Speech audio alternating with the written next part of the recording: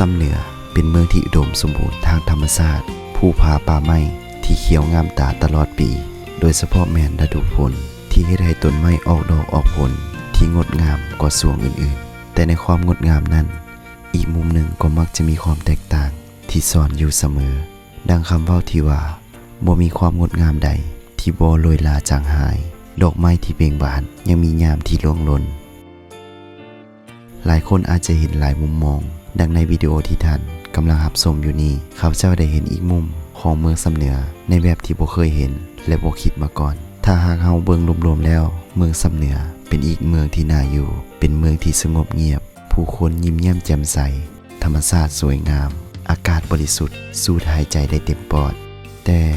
ถ้าเฮาเบิ่งเฉพาะบางจุดแล้วจะเห็นว่าเมืองซ้ำเหนือหรือน้ำซ้ำแม่น้ำสายหลักนั้นกำลังถูกทำลายพร้อมกับสิ่งที่มีชีวิตที่อาศัยอยู่อ้อมหอมบริเวณนี้ลงไปเทื่อละน้อยเทื่อละน้อยในยามฝนนี้จะเห็นได้ว่าน้ำซ้ำเปลี่ยนสีอย่างเห็นได้ชัดเจนจากสีเหลืองขุ่นทั่วไปกลายเป็นสีดำเข้มและมีกลิ่นเน่าเหม็นตามมาค่อยได้อย่างสำรวจเบิ่งแล้วเห็นได้ว่าน้ำที่เปลี่ยนสีนั้นแม่นไหลมาจากท่อน้ำเสียที่ถูกปล่อยตรงจากครัวเรือนและตลาดโดยบ่ได้ผ่านขั้นตอนการกั้นกรองหรือบำบัดใดๆอีกปัญหาหนึ่งที่ก่อให้เกิดน้ำเน่าเสียแม่นเกิดจากความมักง่ายของบางกลุ่มคนที่คิดว่าธรรมชาตินั้นเป็นเรื่องไกลตัวอยากทิ่มขี้เหงื่ออยู่ไสก็ทิ่มอยากเฮ็ดแนวใดก็เฮ็ดโดยบ่ได้คำนึงถึงผลที่จะตามมา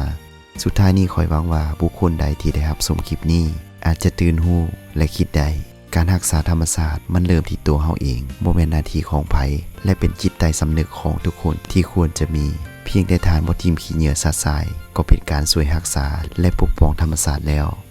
และขอเว้าวันนี้ว่าขอยบ่มีจุดประสงค์จะมาโจมตีองค์กรใดบุคคลใดให้เสียหายหรือเสื่อมเสียภาพพจน์ของเมืองซ้ำเหนือแต่ถ้าหากบ่มีไผแนมเห็นหรือเผยแพร่ในจุดนี้ขอยคิดว่าคงอีกดนที่จะเห็นการเปลี่ยนแปลงและปรับปรุงขอบใจ